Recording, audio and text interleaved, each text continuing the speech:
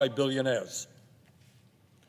The Trump administration is moving this country very aggressively into an authoritarian society where the rule of law and our Constitution are being ignored and undermined in order to give more power to the White House and the billionaires who now control our government.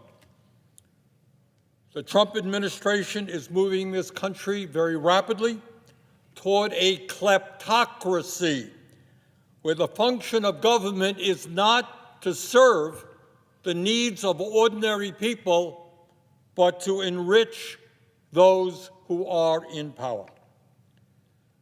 Mr. President, I think that today is a very good day to recall what one of our great presidents said at Gettysburg in November of 1863. Looking out at a battlefield where thousands of Union soldiers had just sacrificed their lives in the defense of freedom and the ending of slavery, Abraham Lincoln famously stated, and I quote, "The world will no longer remember what we say here, but it can never forget what they did, the soldiers did here. It is for us, the living, rather to be dedicated here to the unfinished work which they who fought here have thus far so nobly advanced. It is rather for us to be here dedicated to the great task remaining before us, the great task remaining before us, that from these honored dead we take increased devotion to that cause for which they gave the last full measure of devotion, that we here highly resolve that these dead shall not have died in vain." And this is how he concluded: "That this nation under God shall have a new birth of freedom, and that government of the people, by the people, for the people, shall not perish from the earth." Government of the people, by the people, for the people, shall not perish from the earth.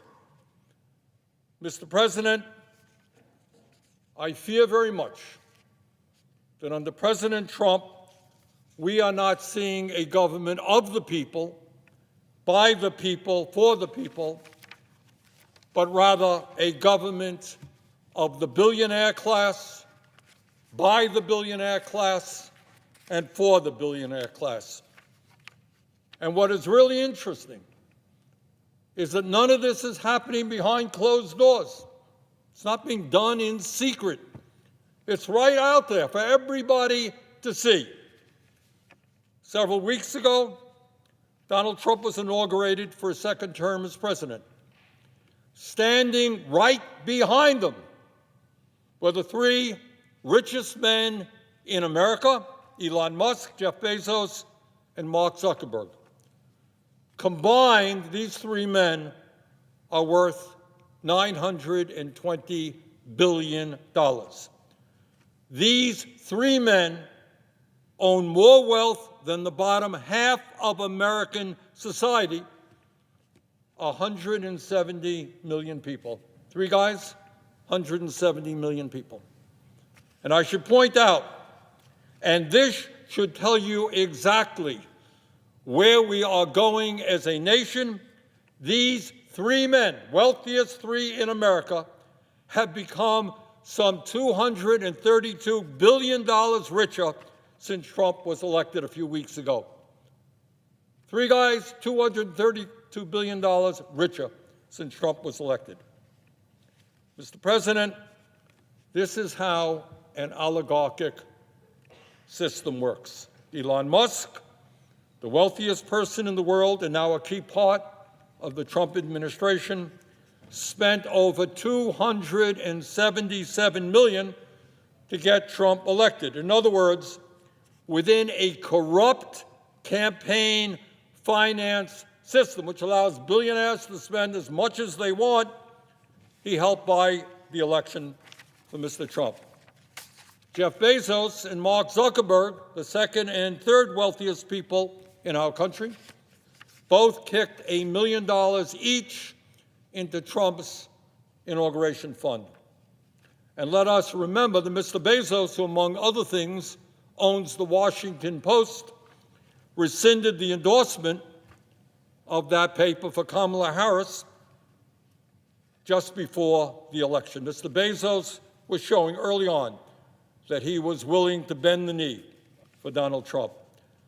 Mark Zuckerberg, the founder and CEO of Meta, which owns Facebook and Instagram, agreed to settle a lawsuit with Trump for $25 million. These three multi-billionaires are working with Trump for one very simple reason.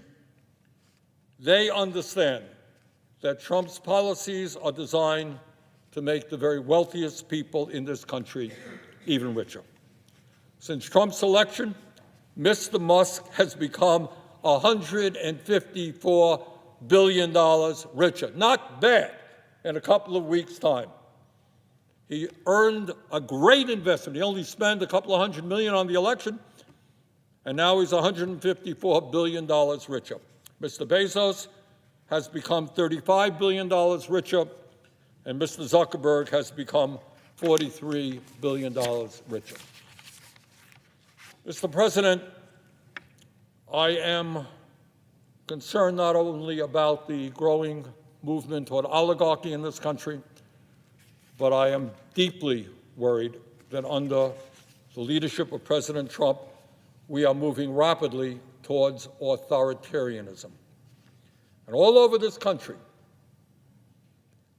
people are alarmed and shocked by what they have seen in the last several weeks. Just a few examples, just a few. Last week, President Trump attempted to suspend all federal grants and loans in direct violation of the U.S. Constitution and federal law.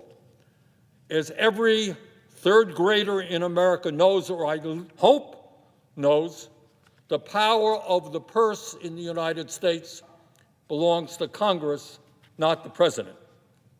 Yes, the president can recommend legislation to Congress. The president can veto legislation that Congress has passed.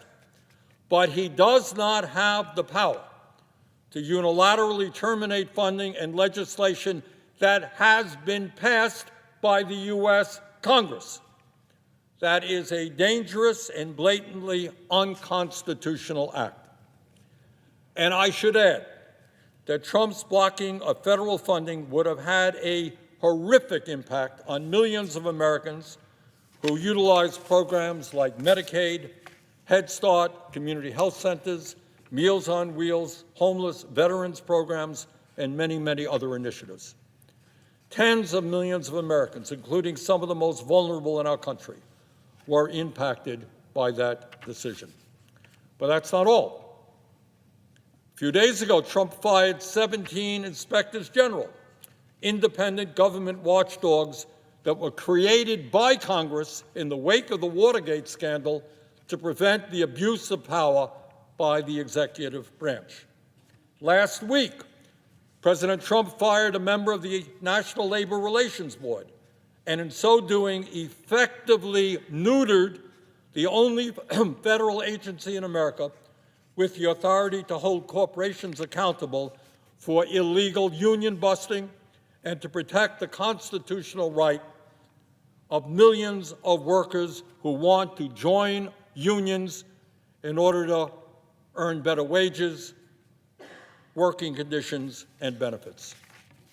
Not only is that move blatantly illegal, it is exactly what Elon Musk, the owner of Tesla, and Jeff Bezos, the owner of Amazon, have been fighting for months.